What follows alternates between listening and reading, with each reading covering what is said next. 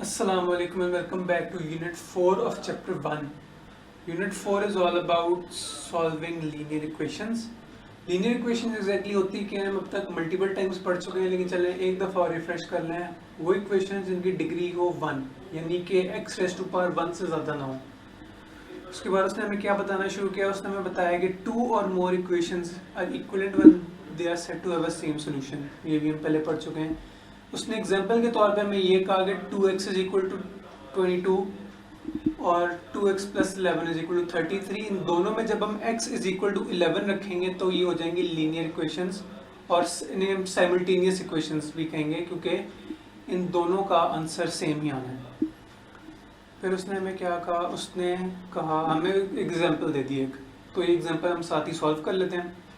उसने कहा solve for x when 34 minus 6x is equal to 5x minus 21। ये हम सॉल्व करना स्टार्ट करते हैं। 34 plus 21 is equal to 5x plus 6, क्योंकि 6 इधर था माइनस तो उधर जाके वो जाएगा प्लस। 34 plus 21 कितना हुआ, ये हुआ 55 is equal to 11x, और 55 divided by 11 is equal to x, 5 is equal to x, यानी कि x हमारा हो गया 5। Very good. इसी तरह उसने हमें एक और एग्जांपल दी, वो भी हम सॉल्व करके देख लेते हैं। Solve for 4z plus 7 is equal to z minus 2। ये z है, ये 2 नहीं है। एक्सपेंडिंग द ब्रैकेट्स, चलो हम मल्टीप्लाई कर लेते हैं। 4 2 ज़ा 8, सॉरी ये 2 नहीं है, z है। 4z प्लस 4 7 ज़ा 24, 4 7 ज़ा 28, क्या हो गया मेरे मैथ्स को, is equal to z minus 2। 4z minus z, क्योंकि माइनस इधर प्लस था इधर जाके हो जाएगा minus, is equal to minus 2 minus 28, क्योंकि इधर था प्लस तो उधर जाके हो गया minus. 3z is equal to minus minus हो जाएगा प्लस, लेकिन साइन चूँकि ग्रेटर के साथ माइनस था इसलिए आएगा माइनस, तो ये हो जाएगा 30, और z is equal to minus 10, क्योंकि 30 डिवाइड बाई 3। हम आंसर उसका चेक करें, z is equal to minus 3। हमारे दोनों सवाल अब तक बिल्कुल सही हैं।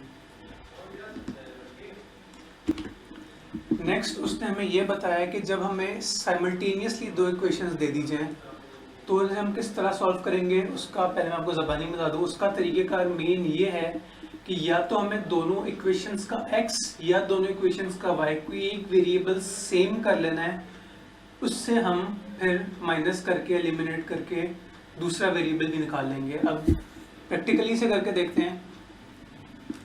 3x plus 4y is equal to 36, और x plus 2y is equal to 16।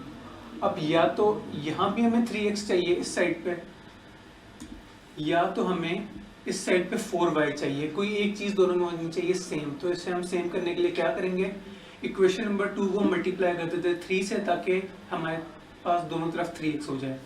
तो ये मल्टीप्लाई बाय 3 होकर इक्वेशन क्या बनेगी, 3x plus 6y is equal to 16 2 ज़ा 32, 16 3 ज़ा 48। अब हम इसे सॉल्व कर सकते हैं। वो हम किस तरह करेंगे, माइनस करके। माइनस किस तरह करेंगे, 3x plus 4y is equal to 36, ये हमारी होगी equation 1। 3x plus 6y is equal to 48। अब जहाँ हम माइनस कर रहे हो तो जो नीचे वाली इक्वेशन होती है उसके साइन हो जाते हैं रिवर्स, तो this is actually minus, this is minus and this is also minus. अब 3x और माइनस 3x हो गए कट, 4x माइनस 6x हो गया minus 2y is equal to, और यहाँ भी माइनस हो गया, ये हमारे पास आ गया माइनस 12, तो y हमारे पास आ गया 6।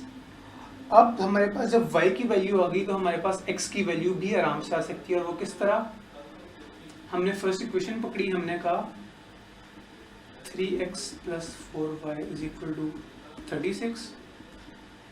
अब हमें x की वैल्यू चाहिए और y हमारे पास ऑलरेडी है, तो ये बनेगा 3x plus 4 into y is equal to 6 is equal to 36, 3x plus 24 is equal to 36, 3x is equal to 36 minus 24, 3x is equal to 12, x is equal to 4, y is equal to 6, x is equal to 4। हम check करते हैं आई cap का solution, जो कि x is equal to 4, y is equal to 6। अब यहाँ एक interesting चीज़ ये है कि हमारा तरीक़ेकार आई कैप से थोड़ा डिफरेंट है। हमने x को एलिमिनेट किया जबकि उन्होंने y को एलिमिनेट किया था। 4 को 4 से काटा, हमने x को x से काटा, लेकिन चूँकि मेथडोलॉजी हमारी सेम थी तो इसलिए हमारा आंसर जो ठीक था वही आया। इसी तरह एक दूसरी एग्जांपल है, वो भी करके देख लें इसी तरीक़ेकार से। तो क्या डाटा है हमारे पास, 2x plus y is equal to 7, 3x plus 5y is equal to 21। सही, पिछली दफ़ा हमने x एलिमिनेट किया था, इस दफ़ा हम y एलिमिनेट करेंगे, और y एलिमिनेट करने के लिए ये हमारा 5y है तो उससे भी इस साइड पे भी 5y होना चाहिए, तो इसे हम मल्टीप्लाई कर लेंगे 5 से। 10x plus 5y is equal to, हमने चूँकि मल्टीप्लाई किया था 5 से, ही हो जाएगा 35। अब इसमें से हम ये माइनस करते हैं, 3x plus 5y is equal to 21, ये हो गया माइनस, ये हो गया माइनस, ये हो गया माइनस, 7x ये गया आपस में, और इज इक्वल टू 35 माइनस 21 भला कितने हुए, 14, और x हो गया 2, क्योंकि 14 divide by 7 is equal to 2। अब हमारे पास x आ गया, अब हम y भी आराम से निकाल सकते हैं, और किस तरह निकलेगा, हम x की वैल्यू पुट कर देंगे हम अपनी पहली इक्वेशन में। ये किस तरह आएगी भला, 2 into 2 plus y is equal to 7, 4 plus y is equal to 7, और y is equal to 7 minus 4, y is equal to 3।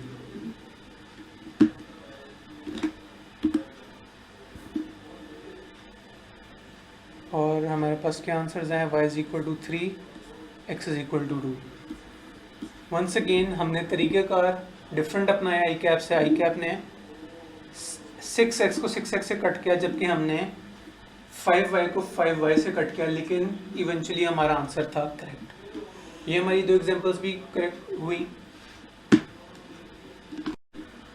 Then we have plotting two equations on a graph. तो उसने हमें ये कहा कि जहाँ x और y की वैल्यूज सेम हो जाएंगी किसी एक इक्वेशन में, जहाँ ये एक अलग इक्वेशन है x is equal to 5 plus 4x, और ये अलग इक्वेशन है y is equal to 3 plus 5x, लेकिन कोई एक ऐसा पॉइंट आता है जहाँ x और y सेम हो जाएगा, मतलब x 2 दोनों तरफ, y 13 दोनों तरफ। तो वहाँ अगर हम प्लॉट पे ये लाइन जब ड्रॉ करें, जो कि हमने यूनिट 3 में सीखा था,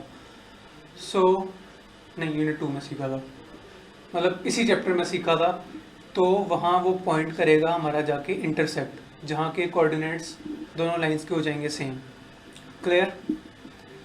अब इस पेज के वेरी आखिर में उसने हमें बता दिया सॉल्व यूजिंग ग्राफ्स। तो इससे हम सॉल्व करते हैं लीनियर तरीके से, उसके बाद फिर हम इसे ग्राफ में भी पुट करके देख लेंगे। क्या इक्वेशन उसने हमें बताई, उसने हमें कहा 3x plus 4y is equal to 36 और x plus 2y is equal to 16। उसने कहा यूजिंग ग्राफ करो।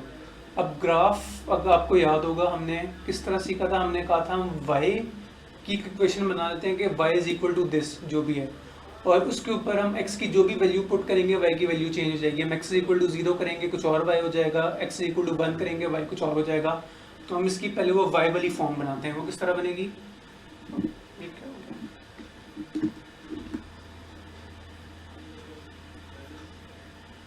4y is equal to 36 minus 3x और 2y is equal to 16 minus x, y is equal to 36 minus 3x over 4, जबकि y is equal to 16 minus x over 2। Clear? अब इसका answer check करने के लिए हमें जाना पड़ेगा नेक्स्ट पेज पे। 36 minus 3x minus 3y, 36 minus 3y over minus 3x over 4, और दूसरा हमने क्या निकाला था 16 minus x over 2, 16 minus x over 2। अब यहाँ से हम x की जो भी वैल्यू डालेंगे वो हमारी वैल्यू उस हिसाब से चेंज हो जाएगी। एक्सपेरिमेंट करके देख लेते हैं।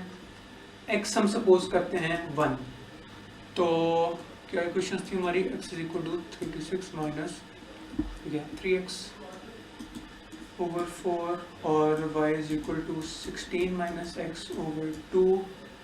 याद रखें x हमने सपोज किया है 1, तो ये क्या हो जाएगा, y is equal to 36 minus 3 over 4, y is equal to 16 over 2,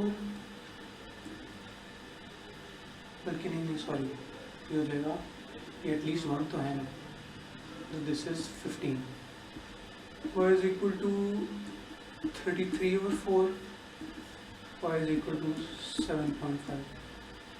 33 over 4 exactly कितना होता है, ये हम कैलकुलेटर से भी देख लेते हैं।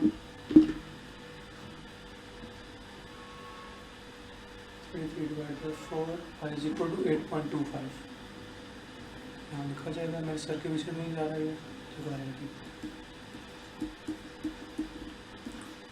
ये तो ऑलरेडी हमारा हो चुका है।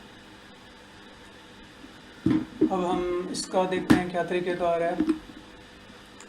उसने x इज इक्वल टू 1 पे निकाला ही नहीं, लेकिन हम हिसाब लगा सकते हैं कि हमारा आंसर ठीक है, क्योंकि x जब 0 था तो y था 9 और x जब 2 हुआ तो हो गया 7.5। तो कॉमन सेंस ये कहती है कि जो भी वैल्यू होगी x इज इक्वल टू 1 की, वो 9 और 7.5 के बीच की होगी, जो कि ये है।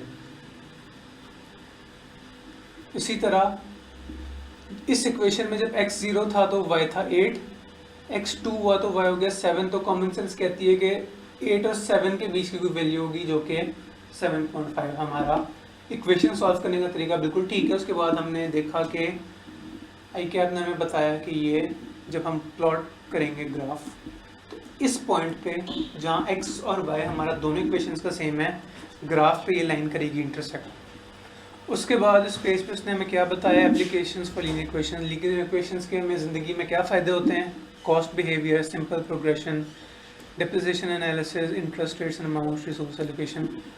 ये सारी चीज़ें आप इंशाल्लाह आगे जाके डिफरेंट सब्जेक्ट्स में पढ़ेंगे, लेकिन मैं हमें एक एक पॉइंट को एक्सप्लेन करने के बजाय आसान अल्फाज में एक ही साथ एक्सप्लेन कर देता हूँ उन सारों को।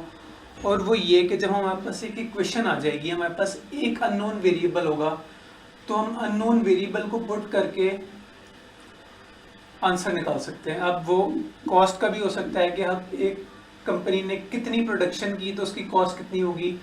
इसमें हम डिप्रिसिएशन एनालिसिस के कितने साल कोई एसेट चलेगा, खैर डिप्रिसिएशन तो आप इंट्रो में जाके अच्छी तरह पढ़ लेंगे। इसी तरह इंटरेस्ट रेट्स एंड अमाउंट्स, हमारे पास इंटरेस्ट रेट वगैरह हो, हमारे पास कोई एक चीज़ जो मिसिंग हो, वो हम वेरिएबल कंसिडर करके उसकी इक्वेशन बना के वो सॉल्व कर सकते हैं।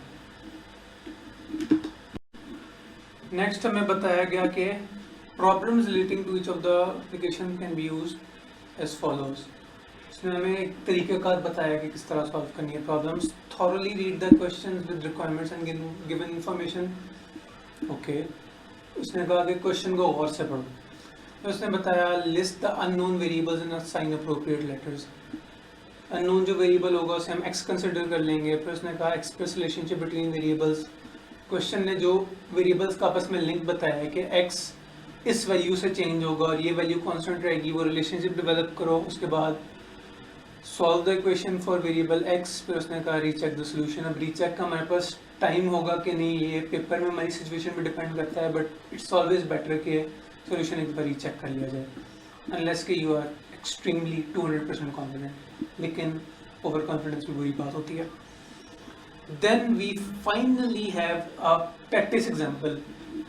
अब तक हम ज़बानी चलते आ रहे हैं, this x plus that y is equal to that constant, 1x plus 2y is equal to जो भी है। लेकिन अब उसने हमें एक मज़े की एग्जांपल दी। अब हम ज़रा यहाँ हम FSC या मैट्रिक के स्टूडेंट से उठ के ज़रा CA की तरफ आ रहे हैं। हम एक प्रैक्टिकल एग्जांपल और जिसका मतलब सारा में फन आएगा, जिससे हमारी लर्निंग होगी, जिससे हमें इंटरेस्ट आएगा सब्जेक्ट में, वो काम अब हमारा स्टार्ट होने वाला है। एग्जांपल क्या है? A factory page workers at the rate of ₹20 पर पर्सन। एक फैक्ट्री एक वर्कर को 1 घंटे का ₹20 उसकी दिहाड़ी है। If there are 500 workers working for 8 hours and 20 days a month, what is the total cost of the factory? उसने हमें वेरिएबल कॉस्ट बता दी और फिर उसने हमें ये कहा कि मंथली रेंट इज 85,000। अब before proceeding further with this question मैं आपको 2 कॉन्सेप्ट्स आपको बताता हूँ। देखिए, कॉस्ट होती है total cost is equal to fixed cost plus variable cost. यहाँ F stands for fixed and V stands for variable। अभी दोनों चीजें एग्जैक्टली होती क्या हैं? वेरिएबल कॉस्ट वो कॉस्ट होती हैं जो कि आउटपुट के साथ वो चेंज।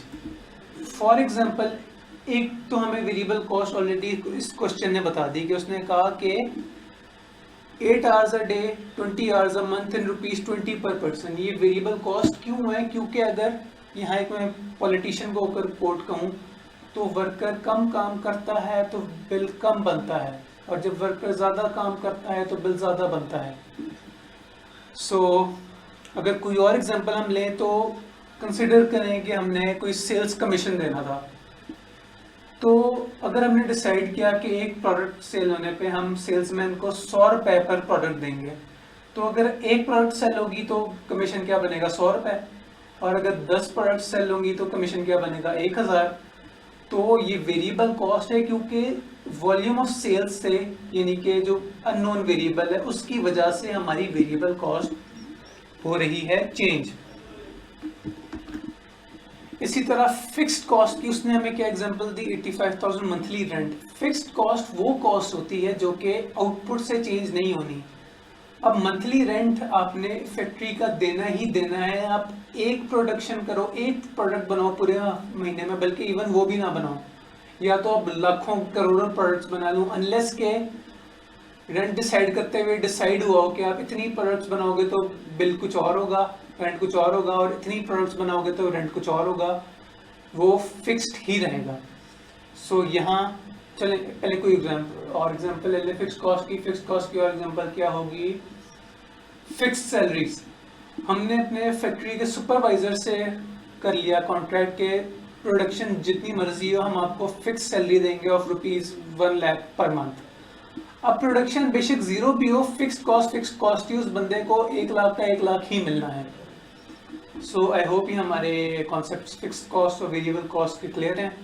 तो इस हिसाब से हम ये क्वेश्चन सॉल्व करने की कोशिश करते हैं। सबसे पहले हमारी वेरिएबल कॉस्ट एग्जैक्टली है क्या? वेरिएबल कॉस्ट यहाँ हमारी है लेबर चार्जेस पर एम्प्लॉई। तो वो यहाँ उसने हमें थोड़ा तोड़ के दी हुए हैं, लेकिन हम ज़रा से सॉल्व कर लेते हैं।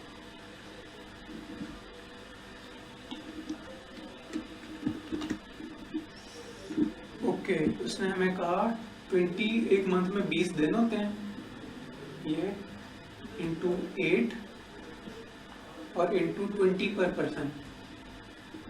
तो ये क्या बना भला? 20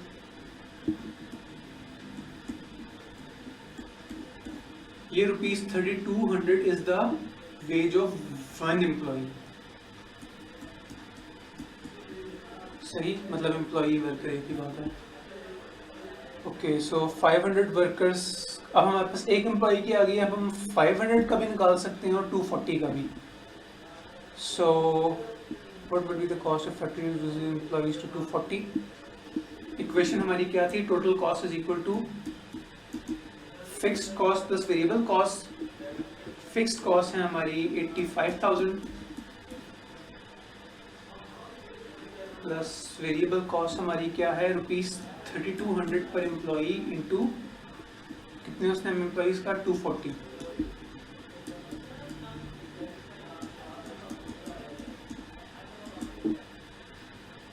3200 into 240 equals 768,000.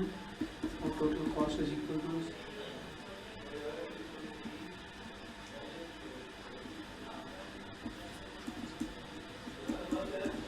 853,000.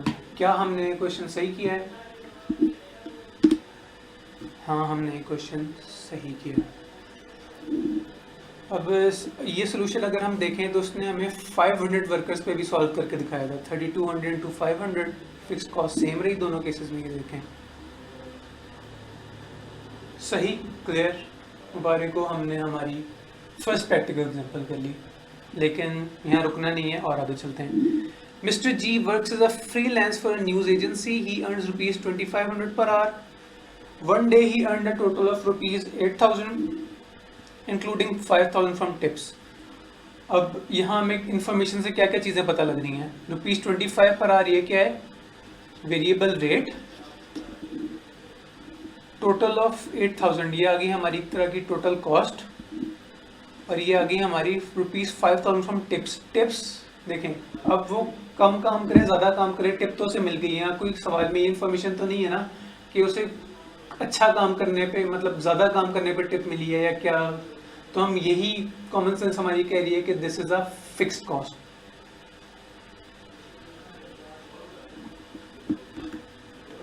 सही, फिक्स्ड कॉस्ट हमारी आ गई 5000. How many hours did he work per day. वो ये कह रहा है इनडायरेक्टली, वो हमसे ये कह रहा है कि डायरेक्टली इनडायरेक्टली की बात है कि आवर्स हिसाब लगाओ उसने कितने घंटे काम किया. तो हम this is equal two variable cost plus fixed cost.